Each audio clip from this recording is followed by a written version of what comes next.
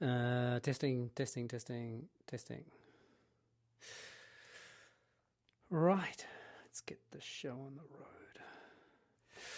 Calling Lee Miller. Calling Lee David Miller. Hello. Why are you laughing? Because I haven't done a test of my mic. Uh-oh. And I'm a little bit like, hang on, I'm just going to, I pushed something. Yeah. Anyway, you can hear me though, right? I can hear you fine. Do you want to clap? In 5, 4, 3, 2, 1.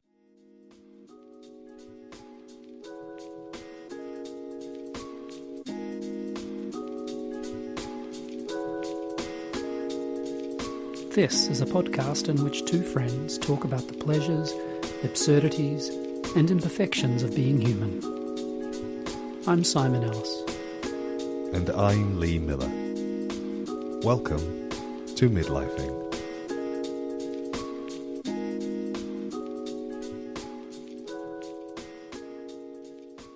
Hello, Hey. I'm woefully prepared because I've just run from Photoshop. But you're still in Photoshop. You haven't moved on to CAD models. No, I've had a little look at those. Yeah, I thought that would be the absolute next best stage. Yeah, I didn't. I had a look. Then we might move into Unity and Blender, and we're really cooking with gas then. What was that? Unity and... We'll move into Unity and then Blender. I don't know what they are.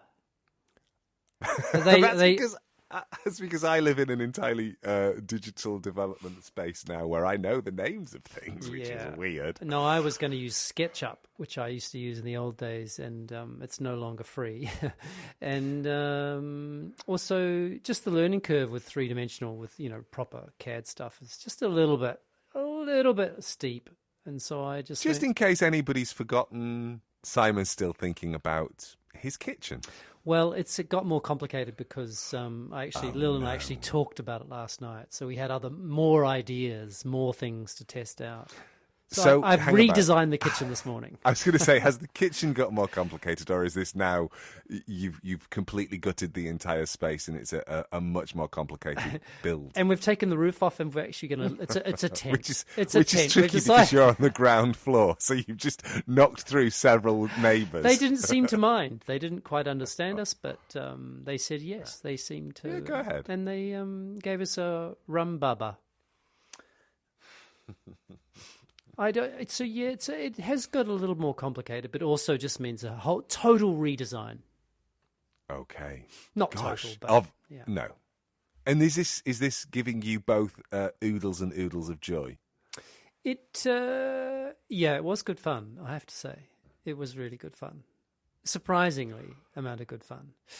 I don't know why it's surprising. Just because also there's something about which I think because this is not official yet, of course. Of course, it won't be official until you're a month away. We've made an official offer, mm-hmm. and so we haven't had the official response to that offer. Right. Which is when the money changes. Yeah, hands. exactly. Not just the deposit money, and then that will be But there's also a date being set for the final part, so it's very odd. So it's it feels more tangible, but still a little bit like it could fall through, which it won't. And so it just has that lovely feeling of, and this is how you've described to me before. If we just start going, if this is going to happen, it's going to be this, and I'm going to do that, and I'm going to try that. And it's a bit like that. It's great fun. Oh, yeah. I'm loving you dreaming the future. It's very exciting. It's the not too distant future either. No, exactly. Yeah. That's the most exciting thing. Bob and I spent the morning. We spent the morning ruminating on what we are going to do on our week off, because in 2 weeks' time we have both taken a week's leave. Oh, I guess that doesn't mean going to Portugal. It does, and we have we've been making a list of all the things we want to do, and much like any speculation, I would be surprised if 25% of it happens. But there's nothing better than lying in bed on a Saturday morning saying, "Oh, we could go. Oh, we could do this. Oh, we must." And then Bob said, is it okay if we don't see everybody that we know? Because that becomes a very busy week. Yeah, basically like a challenge, some kind of, Yeah. global challenge sort of thing.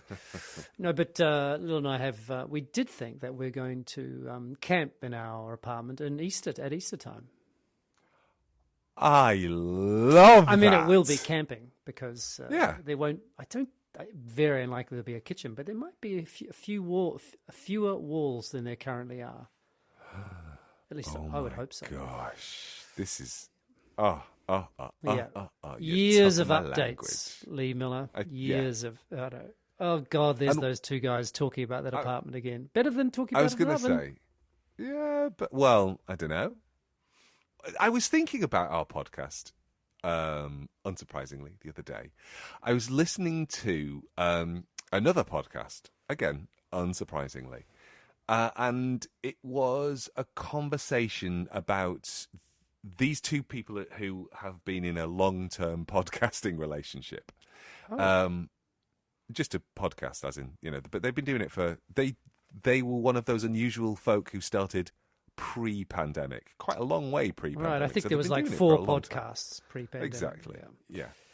And they were reflecting upon their relationship to people on TikTok and who they've sort of fallen in love with and fallen out of love with. And they were just like this is the stuff that's behind a Patreon paywall. Because yes, I do actually support a podcast with money.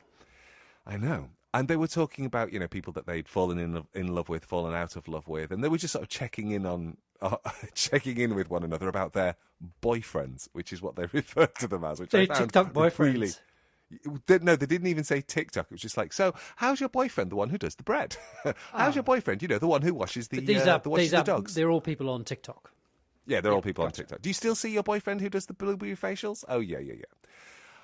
And I was thinking about... Then they started to talk about the idea of the parasocial relationship that they had with these people who didn't know that they existed. Oh, hey, and this is not going to end up with us having a TikTok account, is it? No, not at all. Okay. But what it did do is it had them suddenly have a moment of realization that they went, oh, hang about. People have parasocial relationships with us, don't they? And it was like quite a shock to them in the moment of talking about it, that they'd gone from thinking about their kind of parasocial engagement with people they hadn't met to the fact that there are people who they have never met and probably have never had any conversations with that think that they know them. And that made me reflect, because we have many, many, many fewer listeners than Colin and Johnny. Yes. The two fellas. I don't know why, but... no. And I was just pausing to, I think, ask for feedback from those listeners who we don't know. Oh. So, out there in television land, or whatever you call it, podcasting land. I'm going to call it television land. It just feels right. Podcastazan. Yeah. Oh. That sounds odd. Sounds very partisan, as you say it. Anyway. Yeah. Out there in television land, those of you who don't know us, the vanishingly few members of our listenership who don't know us, I would be really curious just to hear from you. Like, hi, never met you, but I listen to you regularly. And Lee Miller, how would they get in touch with us, these two people? Those two people, they could do it in one of two ways. They could send a message through the Spotify app if they listen on Spotify. No, it's on all of them. It says Is it in all of them? Yeah. Oh no. Oh my gosh. Maybe you're right. Oh maybe my you're gosh. Right. Maybe you're right. You can have a look at the platform of choice, but definitely you can send a text message through Spotify because we've received one from a non-parasocial. No, because I think that's a Buzzsprout thing. Buzzsprout are the people who host our podcast, and I think so if you look at on any app, I have no idea because I don't look at our own podcast. No, me it either. says click and send a message to Lee and Simon or something. Like that. I is it wrong to say that I don't even follow us? Yeah, I don't either. Well, it'd be weird because I listen to it quite a lot in the preparation. I bet you do. But anyway, those of you who don't know us, either do that or you can send us an email at info@midlifing.net. Wow. That's info@midlifing.net. I can't wait for our email box to get bulging. That'd be the literal trickle. Anyway, That's not content. That is just preamble. Oh. I wondered. I have come prepared with content, which I'm prepared to hold on to till next week. Okay. Because I've been holding on to it for a little while, so it's not time-sensitive content. But I did wonder, given that we are recording on the 9th of November, and we have made not such we've made not such veiled allusions to the political machinations in the United States of them, their Americas, which I know that you have felt quite close to and quite hot about in a variety of ways. I wondered if this was a platform which you wanted to stand upon and extemporize. So I think hot is not quite right. I've been concerned about it, and then scratchy. Yeah, scratchy. Good description. And on Tuesday night, our time, so that was, going through the night, I slept badly, waking up, checking what was the latest, and then at a certain point went, oh, and I have not looked at anything to do with it since then. Huh. So what I thought, my plan is to, because I don't look at a lot of news, as you know, but I've definitely looked at more news than I was when I first stopped looking at news, if you know what I mean. I've been checking in, but just briefly, like once a day on the BBC. But I think I'm going to take a 4-year hiatus. I like a full hiatus from the... Yeah. Because I don't want to give that man and everything he espouses and believes, if indeed he believes in anything other than himself, any oxygen. Just zero oxygen. So any platform that's that's showing stuff to do with him, then I just think zero. Don't need it in my life. I am very happy to support you in this endeavour. I am very happy to pay little to no heed, and certainly happy to not have a conversation about it. Yeah. We have a weekly team meeting in the. Well, this is going to shock you, in the team in which I work. And does it happen every week?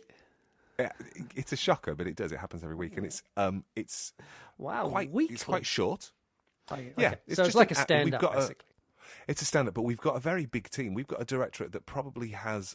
Depending on how you count us, it can have upwards of 30 people in. So sometimes it's quite useful for people who have. Sort of leadership roles within that team, just to be able to say stuff out loud so everybody knows what's happening. Right. Otherwise, it's quite tricky to know who's on top of what, or if there's a thing happening over there that might have the potential to impact on a thing over there. It just saves multiple emails to just spend an hour with one another.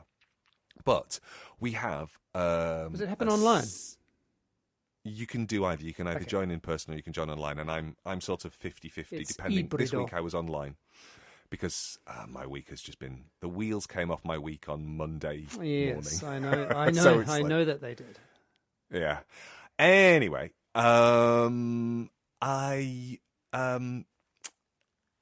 have this 1-minute catch up where we just basically in 1 minute report on the high points of what is our concern. And we started the meeting with an acknowledgement that a decision had not been made, nothing had been called around the election in the States. And just as I came to my 1 minute, the ticker came across my my telephone that said Donald Trump declared president-elect of the United States. And so my minute began with Donald Trump is president of the United States, and this week I'm mostly concerned myself with, and it was great because nobody listened to anything I said because there was just this palpable sense of gloom. So nobody asked me any questions about what I've been doing. Yeah, I mean, it's I think I had this experience when Boris Johnson was elected here, and I don't think I remember Boris Johnson. Yeah, I don't know. I remember him. I remember him dancing at a wedding and making me feel just a little bit sick watching him dance at a wedding. If you ever want to look at Boris dancing, that's Morris dancing.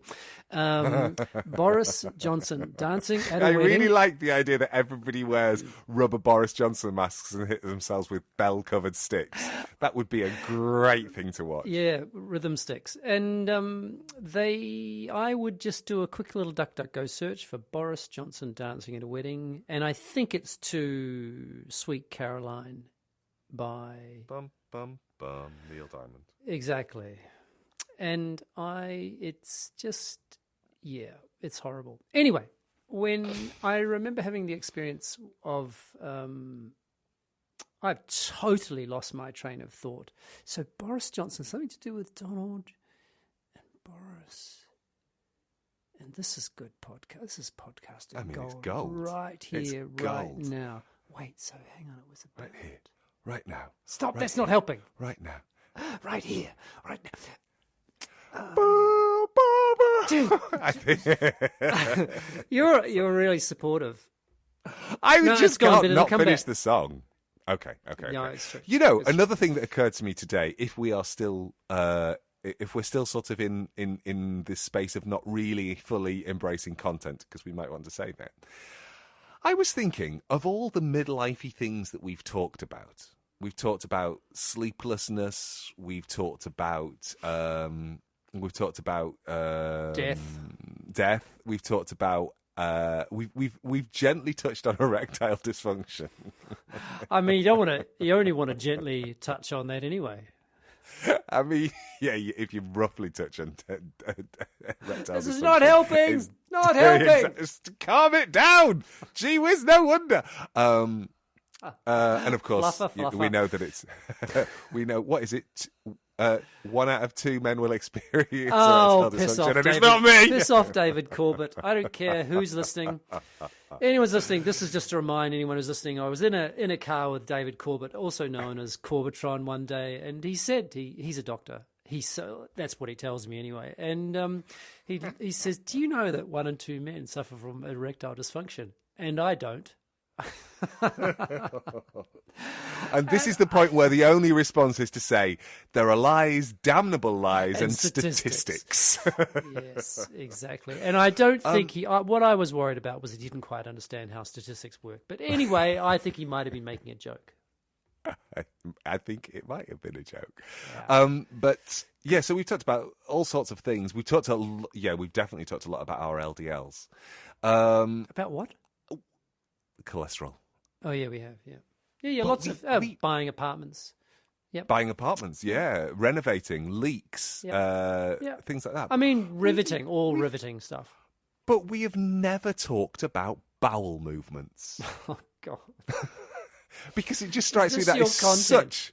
No, it's not. I mean, yes, literally is my content, but it's not my content for today. I was just one of those moments reflecting about, parasocial relationships. And then I was also musing, we've never talked about poo. I wonder why that is. You talk about poo all the time, but more in metaphorical senses. Yeah, I don't think we've ever sat down and said, do you struggle? It all comes down to 1 the in fact that I 3 want to men, introduce... Lee Miller. I just want everybody to know about psyllium husk. It's just brilliant. Yeah, It's I think next week we should make a list of all the things we haven't talked about. And probably there are good reasons why we haven't talked about them. Are you saying talking about BMs and not it's déclassé to BMs? Bowel movements. Oh yeah, BMs. Great. Mm. Yep, great. I'm Bristol still a bit stool chart. stuck on Boris and what the story is going to tell. I think that's why I'm just sort of. You're hoping that vamping. it's gonna. Yeah, no, it's not helping at the moment because we were talking about the news, and yes, I got it. Okay, the Really thing well that done. I know that was so good. Proud of you. Thank you very much. Don't do this because I'll forget again. Bowel movements. The thing is, Oppenheimer. The thing about Boris Johnson was the thing that I found, I think, most difficult, but also useful and kind of pragmatic was, let's be clear. He's very popular, and this reveals something about this country that it revealed something about the country that I didn't really want to be revealed. And I think this is so decisive that in a situation where the people of America knew what they were getting by voting for him, and yet they voted for him. and it tells you so much about whatever, so many different things. And I find it heartening and also just terrifying. Well, he's the first Republican in 20 years that won the national popular vote, so he didn't rely entirely upon the Electoral College to get him over the line. Yeah. So, there's something there, because a lot was spoken about in relationship to what's-her-chops, lady boss, who didn't get in 2014. God, I've forgotten her name. Clinton. That's the one, Hillary Clinton. Yeah. 16, 14, 16, history. 2016, thank you. And that she won the popular vote, but she didn't get the Electoral College votes, and that's why blah, blah, blah, blah, blah, blah, blah. Yeah. So it is, I think you're right, a salutary lesson to remind ourselves that actually... it's democracy. The thing that people were holding on to about, well, it's not so bad because at least she won the popular vote... That's not the case for Kamala Harris this time. No. And what you won't know, because you're avoiding the news cycle, is that the Democrats have started to turn on themselves and try to work out, And so Nancy Pelosi has said this is Joe Biden's fault. If Joe Biden had recused himself much earlier on, then we would have been able to have an open primary, and then we would have been able to choose the best candidate for the job, which I thought was... Wow. Gosh, that's an interesting narrative kind of. I'm not in a position to agree or disagree whether or not Kamala Harris is the best or worst candidate from the pool that was available, but I find looking at her, it's like she looks like a pretty competent woman. Yeah. And then of course there's been lots, and I think you and I talked about this last week off air, that a lot of stuff has been said about the reason people have articulated a sense of not wanting to vote for her was because she's been actively involved in a genocide, as if Donald Trump would have done something differently. And then, but when people, sort of the rejoinder is, but that Donald Trump is a supporter of Israel's policies. Yes, but he isn't doing it right now. It's mad. Yeah, so there's it's a complicated old bucket of stuff, innit? Yeah. I don't, and it's no question. The little bit of data I was looking at again. This is before he was called. Was the demographic that voted overwhelmingly for him compared with any other demographic was the demographic that you and I are in, which is basically middle-aged white men. We like Donald. Well, apparently we like to vote in our own best interests. Yeah. Which is the thing that I don't. I never get it. Well, I do get it. Sorry, finish it. I was going to say that's the bit that I find the easiest to understand. Why would people who look like us vote for Donald Trump? I get that. I get the reason they would vote for Donald Trump, because he will continue to, at the very least, appear to give everything to that demographic. What I find always much more tricky. Appear, yeah, absolutely appear. But the thing I find, because he's only supporting the 1%, in fact, he's only really supporting himself, but let's move on. The thing that I find really tricky is when people vote against their best interests. I can't understand why a single woman would vote for Donald Trump. It doesn't make sense to me at all. But those things are, well, I mean, I love it. I was reading something recently about, it's just, we're so tribal, and we were described as, I can't remember the context, but we're described as sophisticated bees, meaning we're just social. We're just basically massively social. We depend on each other. We do what others, we follow at everything, and we're just a little bit more sophisticated than bees, but not much. Oh, that's so interesting, because I believe half of that sentence. I'm just not sure about the sophisticated bit. Yeah, like exactly. Bigger, yeah. Noisier, for sure. I'm Deplete not sure the environment more sophisticated. Next time on Midlifing. No, so anyway, I don't. It's so complex. That stuff's so complex. The psychology, the sense of being somehow things have been taken from me, from my life, and yes, here is the solution. Which that's the part I don't, But because clearly, people like you and me in the United States feel as if their worlds are being rocked and stripped, and they're not well off, and those things are real. But well, partly real, and then the solution is him. Like it's just